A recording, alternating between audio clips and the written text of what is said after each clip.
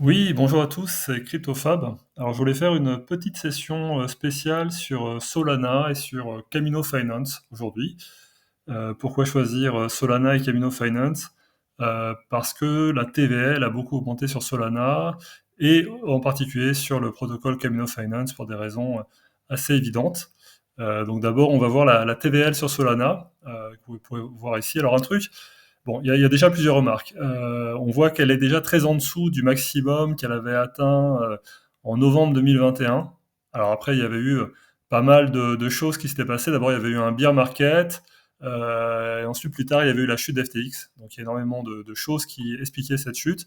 Mais on voit qu'en fait, on est plus élevé qu'il y a quelques mois, certes, mais en fait, on n'est pas encore au top de là où on était. Ça, c'est un truc important à noter sur Solana. Et autre chose qui est important, c'est quand vous regardez cette TVL sur DeFi Lama, il ne faut pas regarder, uniquement la regarder en USD. En fait, ça veut rien dire parce que ça ne veut pas dire qu'il y a réellement plus d'activité sur le réseau.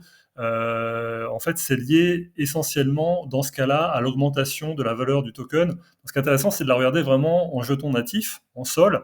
Et là, vous voyez qu'en fait, il y a encore du chemin à parcourir avant d'atteindre les niveaux que ça avait atteints en 2021-2022. En fait, on est au tout début.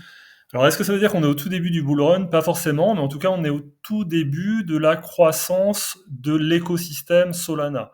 Est-ce que ça va aller avec une augmentation du jeton? Pas forcément. Moi, je suis assez méfiant là-dessus, parce que finalement, le token Solana, enfin le coin Solana ne sert qu'à payer les frais de transaction qui en plus sont assez faibles. Donc le reste, c'est de la spéculation. Par contre, ce qui est intéressant, c'est de regarder les protocoles. Et si vous regardez les protocoles, en fait, vous verrez que celui qui a augmenté dernièrement le plus rapidement, parmi les principaux, c'est Camino Finance. En fait, il a fait, sur 7 jours, il a fait plus 62%. Sur un mois, il a fait plus 115%. Et pourquoi cette augmentation soudaine? En fait, c'est assez évident. C'est tout simplement parce que ils ont annoncé un airdrop. Alors, ils l'ont annoncé très clairement. Et ils ont annoncé en plus qu'ils feraient la snapshot le 31 mars. Donc, autant des fois, c'est assez flou, en fait, la date à partir de laquelle il y aura un airdrop, autant là, c'est hyper clair. Ce qui fait que tout le monde charge la mule, en fait, hein, charge à fond sur Camino Finance. Et comment on fait, en fait, pour toucher cet airdrop? En fait, il faut cumuler des points. En tout cas, c'est ce que semblent dire les dernières communications, c'est qu'il faut cumuler des points. Alors, comment on fait pour cumuler des points? Ben, en fait, on peut placer en fait des tokens sur le protocole de prêt. Donc en fait là vous pouvez voir sur le protocole de prêt en fait les différents yields, rendements qui sont proposés. Et à côté de ça, il y a des petites étoiles. Une petite étoile, ça veut dire qu'il y a un boost en fait sur le nombre de points que ça va rapporter. Donc là, par exemple, si vous placez des USDC sur le JLP Market qui est à l'intérieur du protocole, ça vous permet juste de faire du prêt. Vous ne pouvez pas emprunter en collatéral dessus. Mais par contre, ça rapporte 15% déjà annuel, donc ça c'est déjà intéressant en soi. Et surtout, ça fait un boost x 3. Voilà. Si vous regardez d'autres tokens qui peuvent être placés, par exemple le sol, ça fait un boost x 5. Donc ça c'est hyper intéressant si vous placez du sol. Le B-Sol, qui est du Blaze de Sol, qui en plus pourrait permettre d'accéder à un autre airdrop basé sur Blaze, donc le protocole de liquid staking. Là, en fait, il rapporte x3. Voilà, donc il y a différents multiplicateurs. Et en fait, l'idée, c'est d'optimiser de façon à avoir à la fois le maximum de yield ou le maximum de coefficient de multiplication. Ça dépend un petit peu ce que vous visez. Moi, dans mon cas, j'avoue que je suis un petit peu sur les deux. Et j'avoue aussi que je reste méfiant sur Camino Finance. Ça a l'air assez legit. Bon, je vois que les fonds sont assez importants dessus. Donc apparemment, il y a pas mal de gens qui sont prêts à prendre le risque. Ceci dit, pour moi, Solana, ça reste quelque chose d'assez centralisé. Camino Finance, c'est un protocole sur une blockchain qui est assez centralisée. Donc ça reste encore plus centralisé. Donc je reste toujours méfiant. Je mets pas une grosse partie de mes fonds là-dessus. Par contre, je joue quand même l'airdrop. Et il y a des calculs qui ont été faits avec la valeur aujourd'hui que j'ai investi là-dessus. Donc, vous voyez, il y a un peu plus de 700 $. En fait, ça permettrait, d'après certains calculs que j'ai vus, d'obtenir un airdrop d'au moins quelques centaines de dollars. Donc, c'est un risque qui se prend. Voilà, je mets quelques centaines de dollars et je peux obtenir quelques centaines de dollars en plus. Par contre, je n'irai pas mettre, en gros, tout mon PEL là-dessus. Voilà, c'est ça la distinction.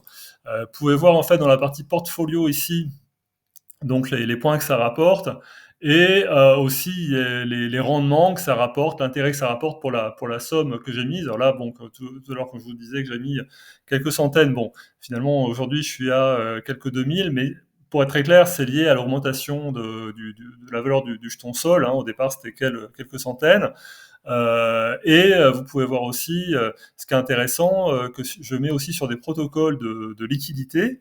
Donc je ne vais pas seulement du prêt, on peut aussi mettre sur des protocoles de liquidité, c'est-à-dire qu'on met sur des pools de liquidité qui permettent de toucher en fait des commissions sur les échanges qui sont faits d'un jeton à l'autre. Et par exemple, je mets sur Sol USDC, ce qui permet d'amortir un petit peu d'ailleurs les variations du jeton Sol.